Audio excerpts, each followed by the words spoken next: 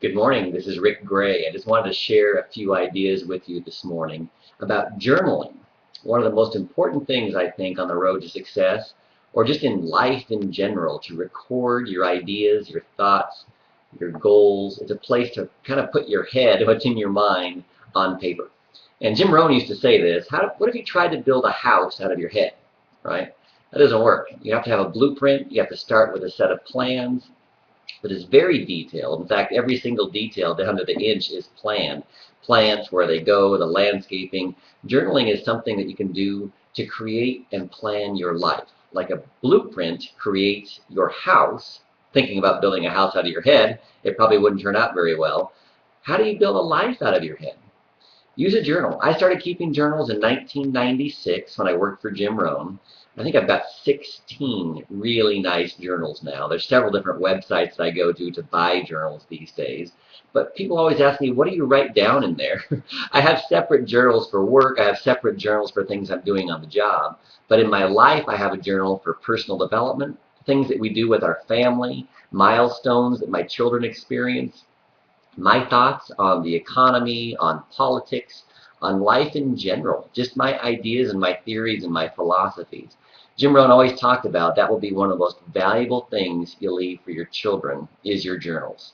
Right? It's not your furniture, it's not your couch. What's really going to leave a legacy after you're gone? It's your ideas, what was in your mind. So put it on paper. Don't trust your memory. And I'll give you one great example of a journal that you can start today that would make a difference in your life. And I call it a gratitude journal. I started this about a year ago, in fact a little over a year ago, for my wife. I found a really pretty journal. It's red. It has a heart on the front of it, kind of fancy. You can get as fancy as you want with journals.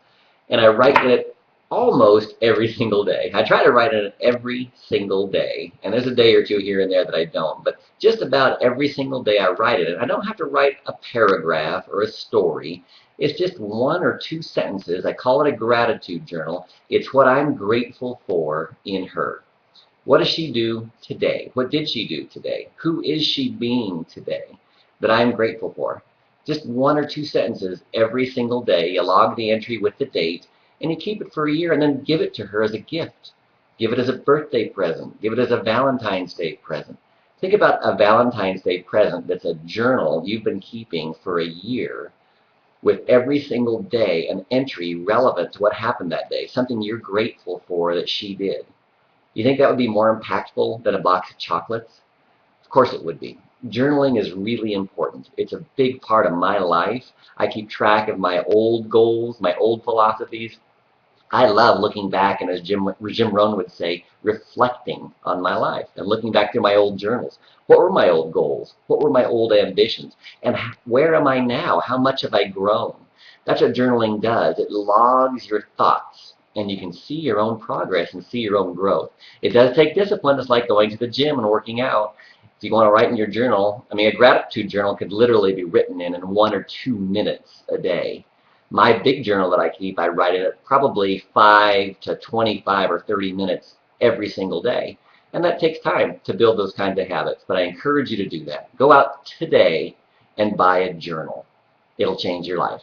Have a great day.